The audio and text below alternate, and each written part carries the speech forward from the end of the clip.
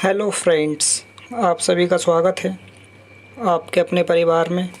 दोस्तों, आज हम बात करने वाले हैं नवोदय विद्यालय समिति भर्ती 2022 के बारे में।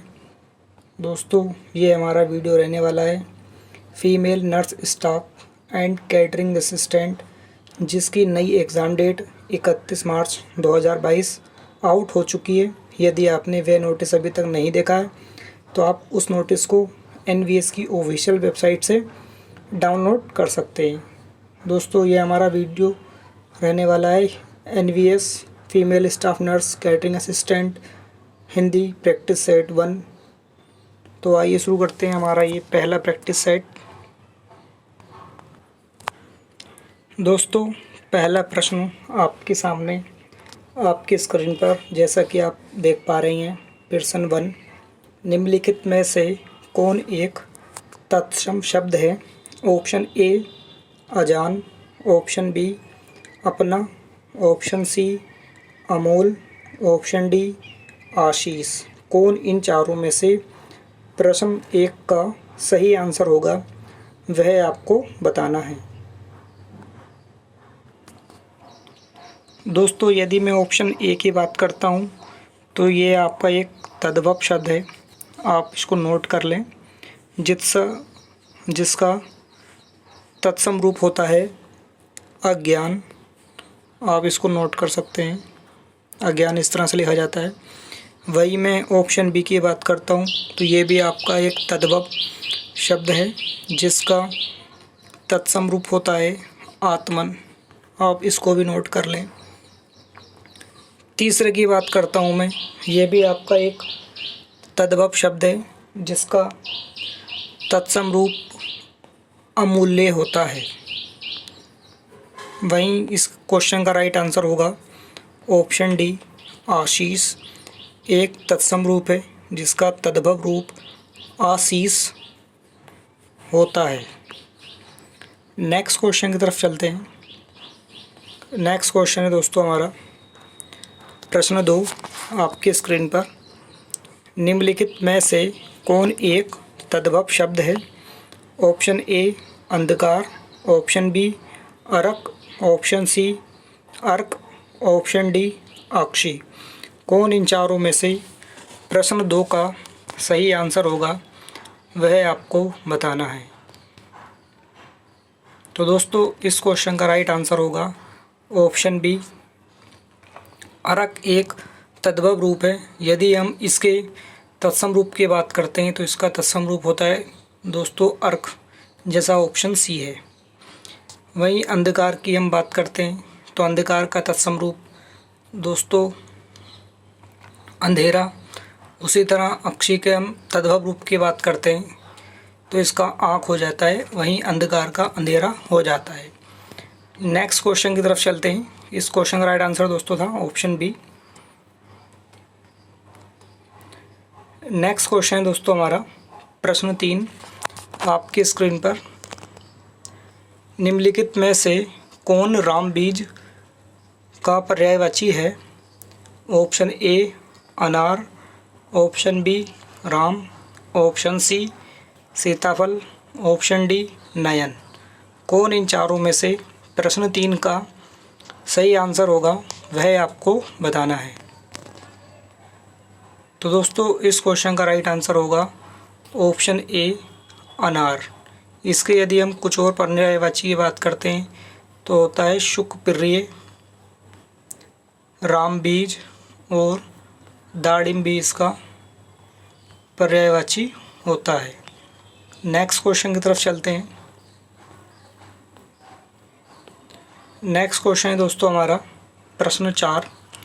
निम्नलिखित में से मतंग किसका पर्यायवाची है? ऑप्शन ए मनोहर, ऑप्शन बी रमणीक, ऑप्शन सी कुंजर, ऑप्शन डी सुंदर। कौन इन चारों में से प्रश्न 4 का सही आंसर होगा, वह आपको बताना है।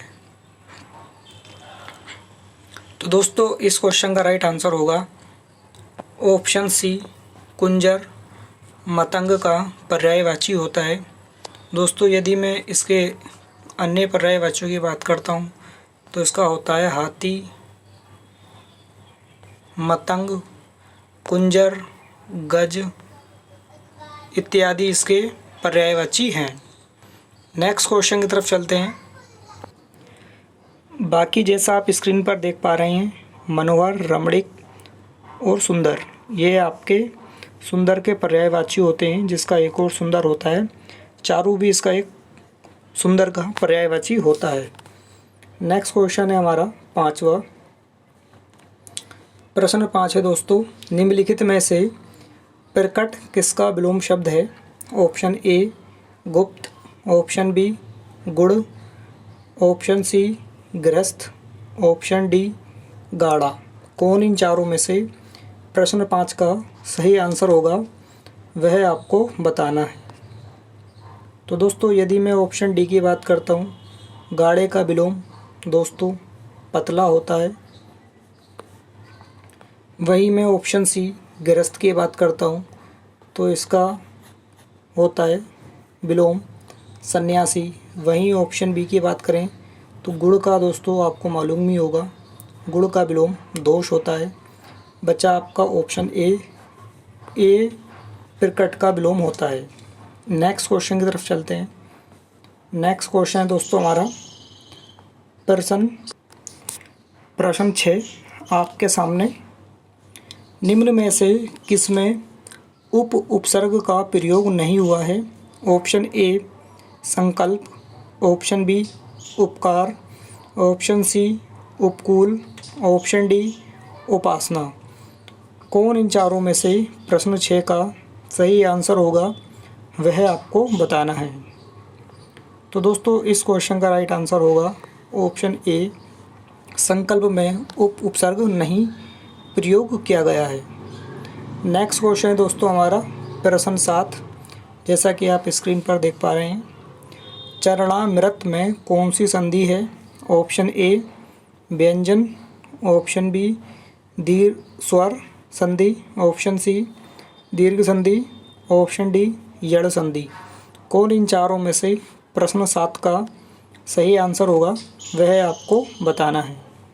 दोस्तों यदि मैं संधि की बात करता हूँ तो संधि के आपको पता ही होगा 3 प्रकार होते हैं, स्वर, व्यंजन, विसर्ग। वहीं मैं स्वर संधि की बात करता हूँ तो स्वर संधि के दोस्तों 5 प्रकार होते हैं। इस क्वेश्चन का दोस्तों राइट आंसर होगा ऑप्शन सी चरण प्लस अमृत, इसका राइट संधि विच्छेद होगा, इसीलिए इसमें दीर्घ संधि प्रयोग की गई है। ऑप्शन सी इसका सही आंसर होगा। नेक्स्ट क्वेश्चन की तरफ चलते हैं। नेक्स्ट क्वेश्चन है दोस्तों हमारा प्रश्न 8, सदानंद का सही संधि विच्छेद होगा।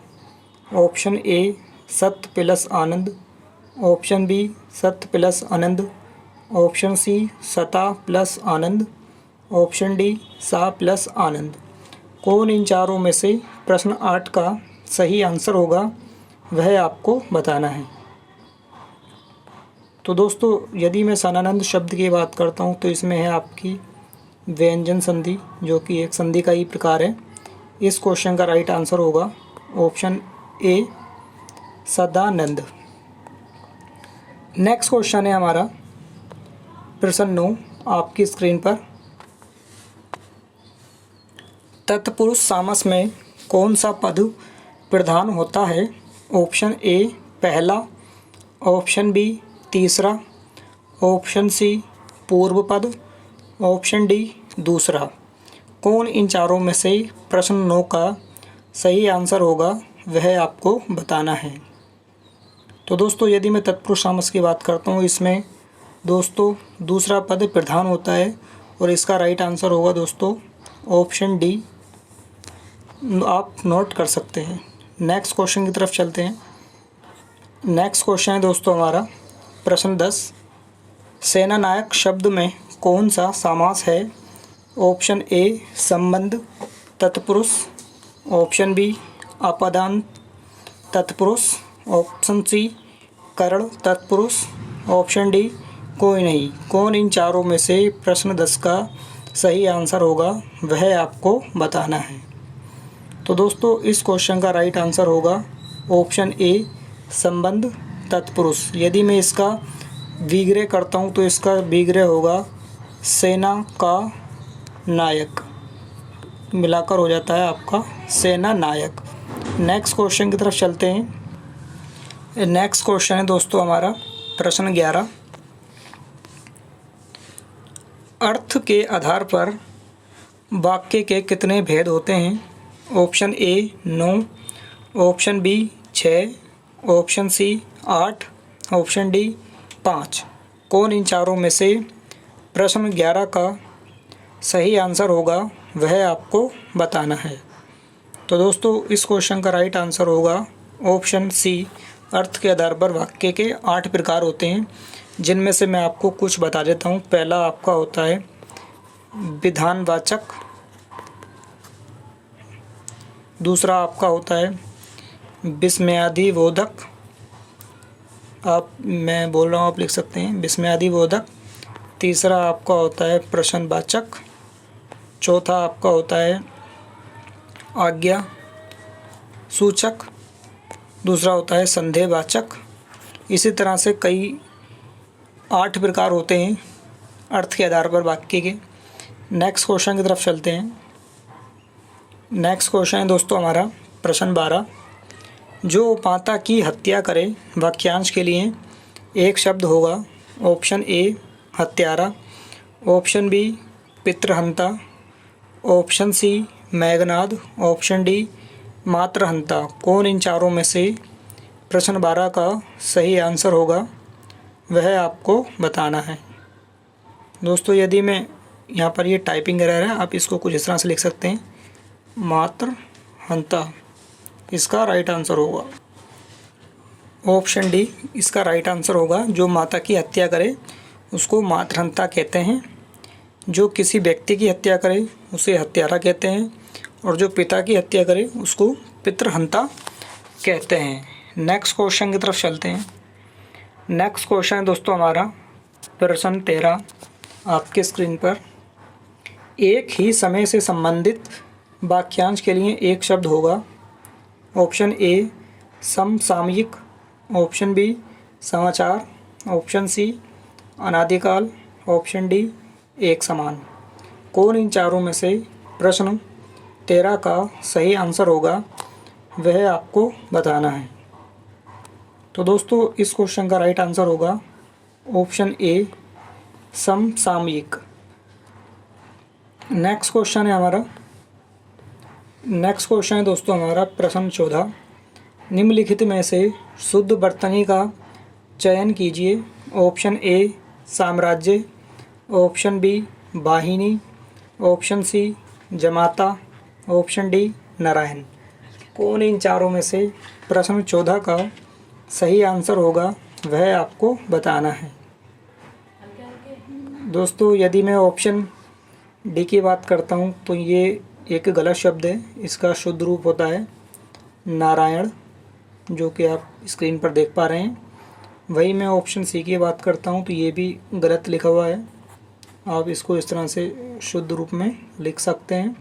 ऑप्शन ए इसका सही आंसर होगा, आप इसे नोट कर सकते हैं।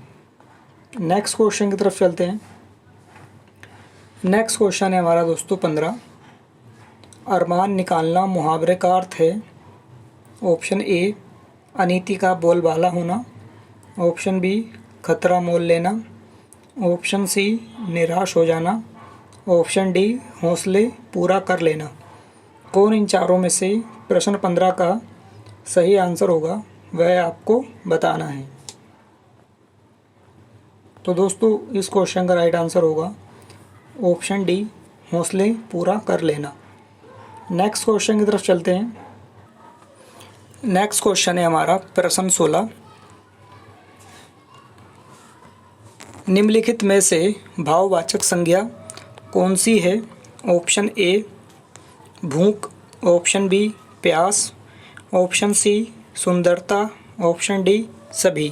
कौन इन चारों में से प्रश्न 16 का सही आंसर होगा वह आपको बताना है।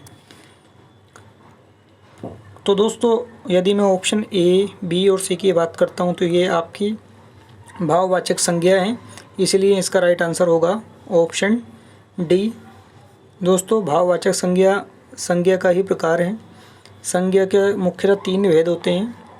कभी कभी ऑप्शन में 5 भी दे दिए जाते हैं, चाहे वो होते हैं आपके समूहवाचक और द्रव्यवाचक। आपको दोस्तों कमेंट बॉक्स में बताना है द्रव्यवाचक और समूहवाचक संज्ञा का एक एक उदाहरण बताना है। नेक्स्ट क्वेश्चन की तरफ चलते हैं।